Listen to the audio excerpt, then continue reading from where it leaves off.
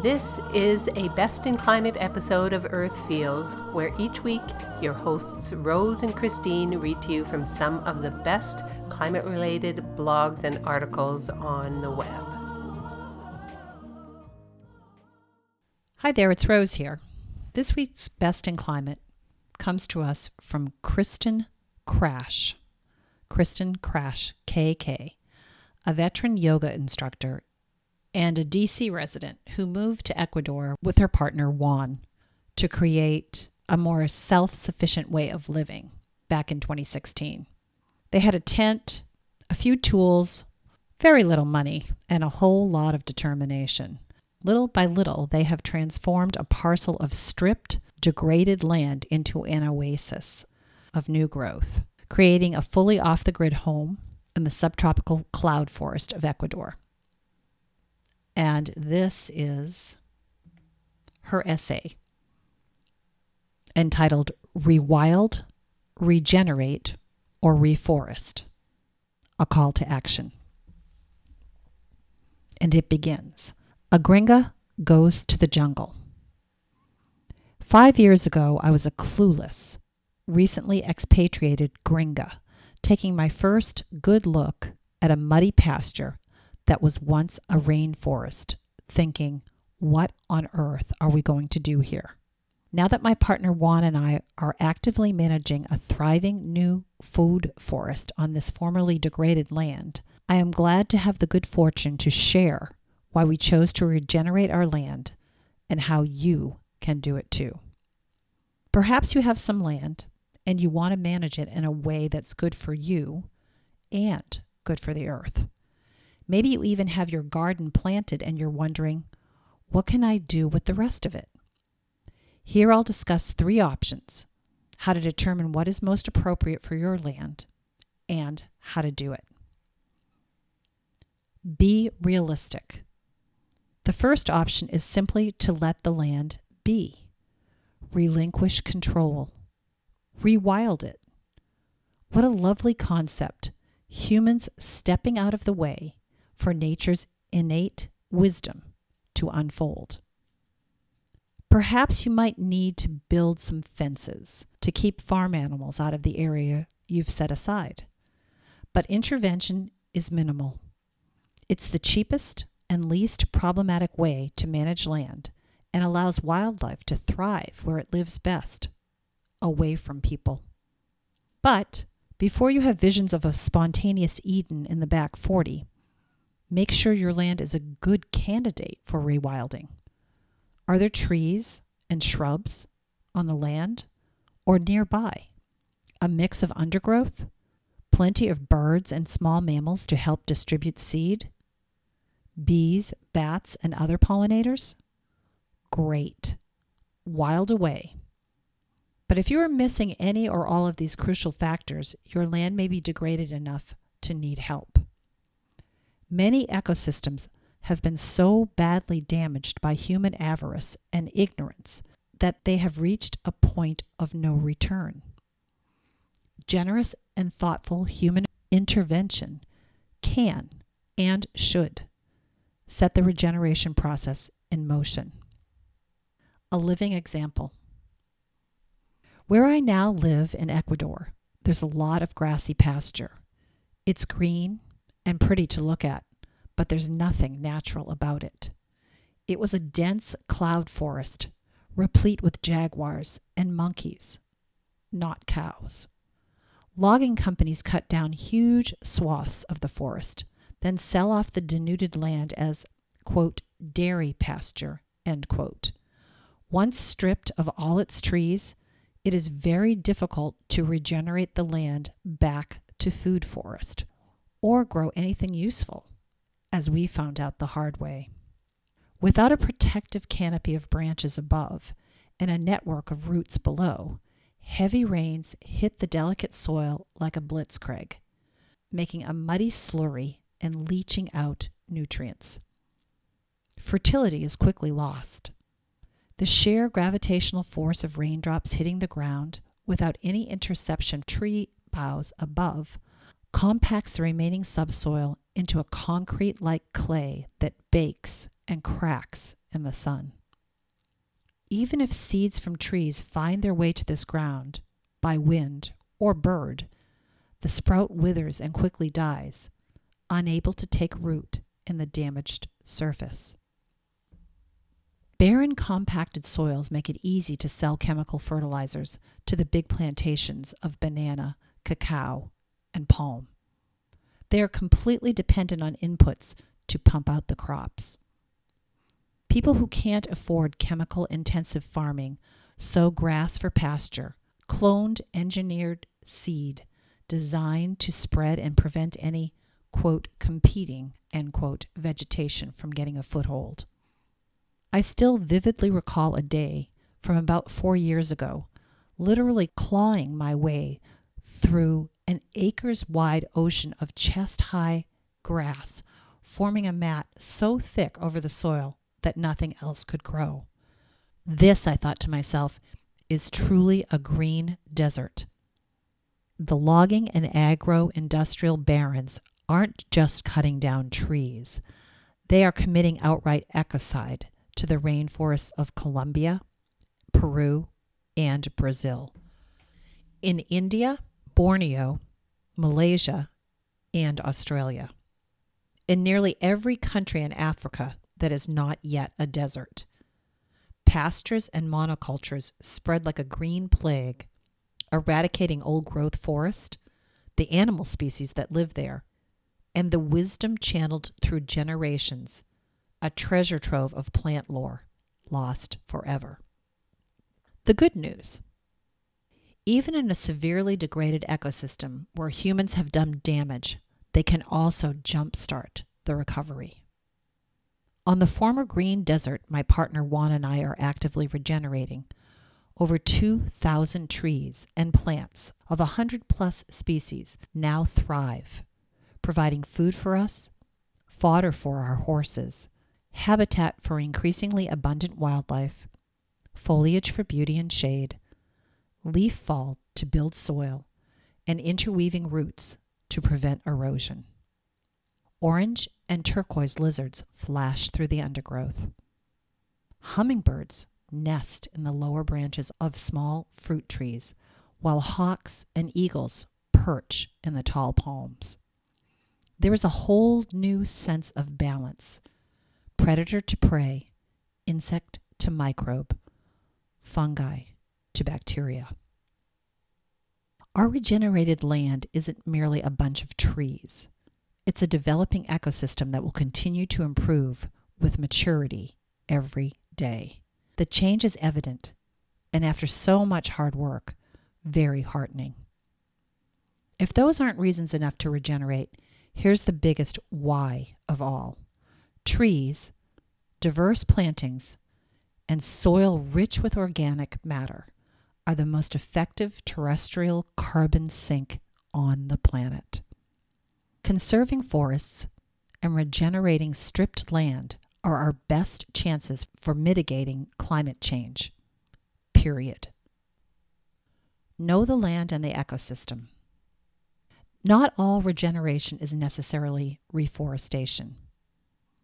Several years ago, just before I left the U.S. for Ecuador, I made a 2-week road trip out to the American prairies and badlands, Montana, Wyoming, and the Dakotas. Mesmerized by the waves of wind sweeping across the grasslands, I was surprised to learn that a few meters of natural prairie contained not just a single type of grass, but a diverse mixture over a rich topsoil several inches thick. I also saw mega farms of soybeans and corn growing in dusty, chemical-laced soil, intrinsically vulnerable to fire or flood. To try and plant a forest in this landscape would likely be in vain error, but an abundant mixture of grasses, grains, and ground cover would succeed. Remember, any diverse, multi-layered combination of plants that functions as a system is regeneration. Know the ecohistory of your land before intervening. Forest is the mature result of many ecosystems, and forests are at the most risk of destruction.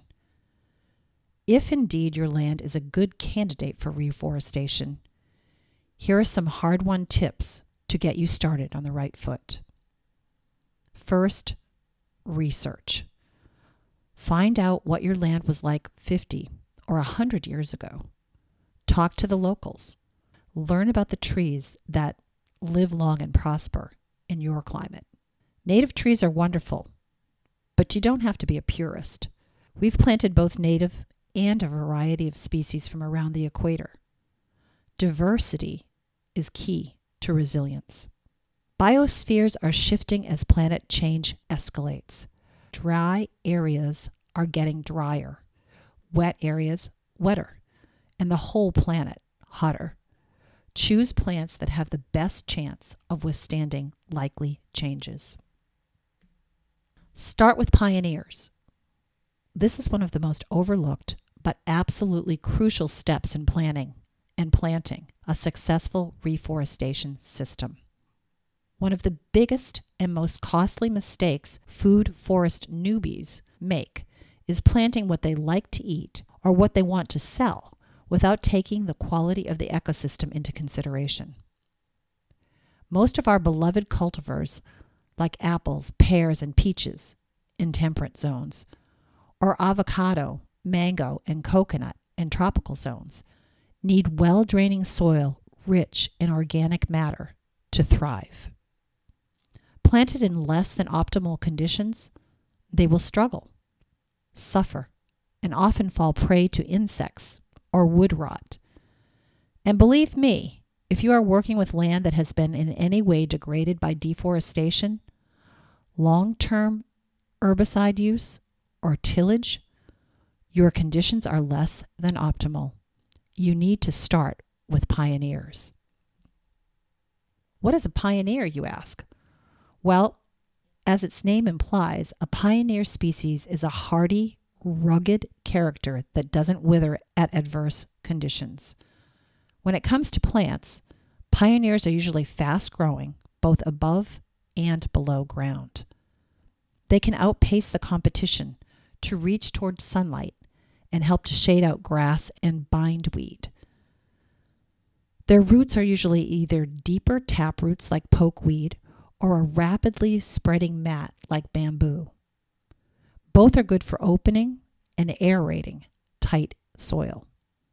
They provide homes for needed wildlife like lizards, birds, and predatory insects that will keep pesky nibblers in check. They don't mind if the soil is a little too wet or too dry and can get by with less nutrients.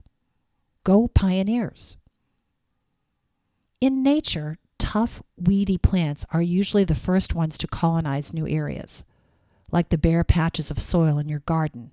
But when we design a food forest, we can select from among cultivated plants for their pioneer characteristics. For example, while regenerating our deforested land in subtropical Ecuador, we started with large blocks of bananas and cassava, yucca, manioc. Bananas grow very quickly, reaching maturity in about a year. Their big leaves weaken and shade out the invasive pasture grass. Chopped and dropped into the soil, the foliage also makes excellent biomass, or food for the soil biome. Meanwhile, the enormous tubers of the cassava plant plumb the depths of even the tightest soils, opening up passages for beneficial insect life, bacteria, fungi, and of course, water. No matter where you are in the world, there are pioneer plants suitable for your climate and your location. Finding out what they are and using them is absolutely key to avoiding disaster and creating a healthy system.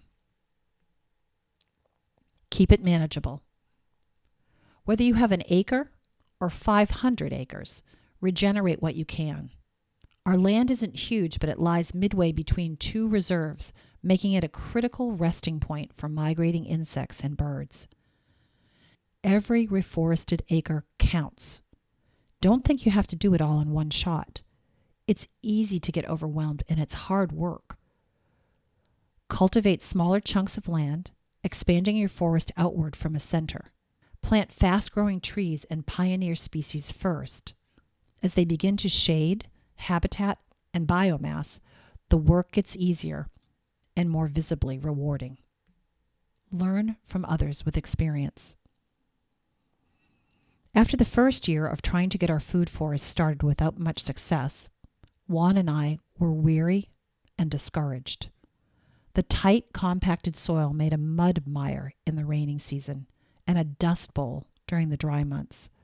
The saplings we planted were suffering from wilt, rot, and insect attacks. It was a trying time for the plants and for us. I began looking around for permaculture and agroforestry projects in our area.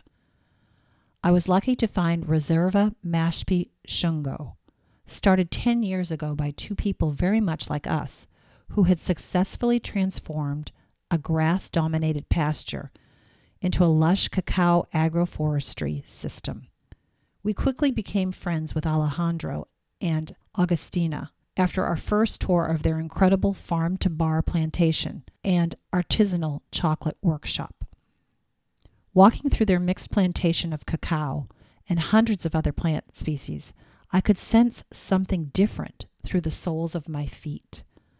On the land Juan and I were trying to reforest, the ground was clay hardpan in the dry season and a boggy mudslide in the wet. By comparison, in this edible forest, the ground felt yielding and absorbent. It's like a sponge, I realized. The soil is holding the water like a sponge. The plants can sip from it as needed, root to leaf. As if to confirm, a banana leaf unfurled above me, showering me in a fine spray of water. The soil needs time, it said to me. Be patient and keep going. Start a nursery. Buying trees can get really expensive. Save and germinate the seeds from local fruit. If you have trees on your land, collect seed pods when they fall. Cuttings are also a good way to propagate. You don't have to spend money on seed starting kits and sterile soil and all that. It's just more stuff. Large plastic bottles cut in half make handy planters. 1 part compost mixed with 3 parts soil from your land will go much farther, and the seedlings will be more adaptive once planted out. We've planted hundreds of fruit, nut, medicinal, and valuable hardwood trees from saved seed, and saved hundreds more getting ready for field, all for free. Pro tip on a sustainable nursery: make sure you have a doable way to water your seedlings. Hundreds or even dozens of seedlings need a surprising amount of water. They also need partial shade from strong sun, so a wise choice is to make permeable roof for your seedlings with a double layer of mosquito netting. The netting simultaneously shades the delicate little plants and allows enough rain to pass through to water without drowning them.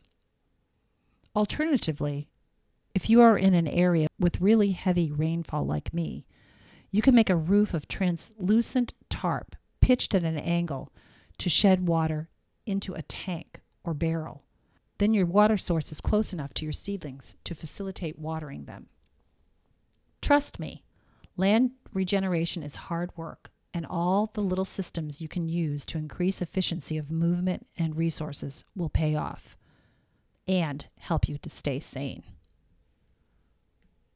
Be pragmatic. It's wonderful to open your mind to different kinds of productivity. All trees are useful and productive to the 5 F's: food, fodder, fuel, fertilizer, and fiber. Even if you never use your forest for anything, it's still producing a sanctuary for wildlife, preventing erosion, building topsoil, and sequestering carbon. But money doesn't grow on trees, and sooner or later you are going to need some. The wonderfully hopeful thing about agroforestry systems is that they can provide for people and wildlife alike. Take inspiration from the intriguing history of Amazonia, where new research is rapidly dismantling the myth of a pristine wilderness and restructuring a picture of a vast food forest, producing enough food to sustain large, vigorous societies. Research and incorporate into your design a variety of crops you can eat, build with, feed animals, trade, process, or sell. Also, when it comes to capital, look for help, financial and physical. It's out there. We're a tiny 2-person operation, and we recently received a grant of 2,000 trees from a local reforesting foundation. Find seed exchanges where you live. If there isn't one yet, start it. Get volunteers to help you plant. Fine skills are not necessary. Act now. If you're reading this in your apartment thinking, as I once was, someday, you can do something now. Donate to a foundation or private reserve. In my personal experience, smaller projects have very low overhead and high commitment to making a difference. Your $5 or $20 or $100 would assuredly be allocated to the critical task at hand.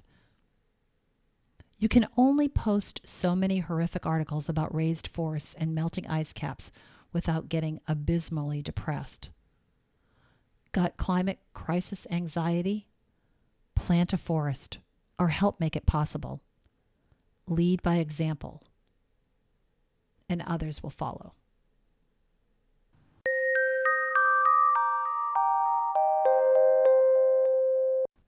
So there you have it. That's a pretty uplifting essay by Kristen Krash, who is the co-founder and director of Sueño de Vida, a regenerative cacao farm and reforestation mission in Ecuador. Sueño de Vida, yes, you can tell Spanish is not in my lingo, works to educate and inspire everyday people about permaculture, sustainable living, environmental activism, and healthy living, all in the name of living more in harmony with nature.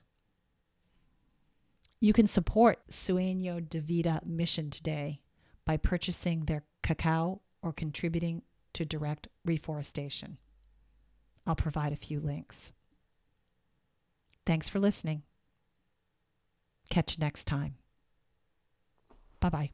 That's this week's episode of Best in Climate for Earth Feels. Special thanks to singer-songwriter Kristen Hoffman for generously allowing us to use Song for the Ocean. Thanks for listening. Don't forget, subscribe to our podcast so you don't miss an episode. Catch you next time. Bye-bye. Children of the earth, I'm calling out. There's a mission for you and for me.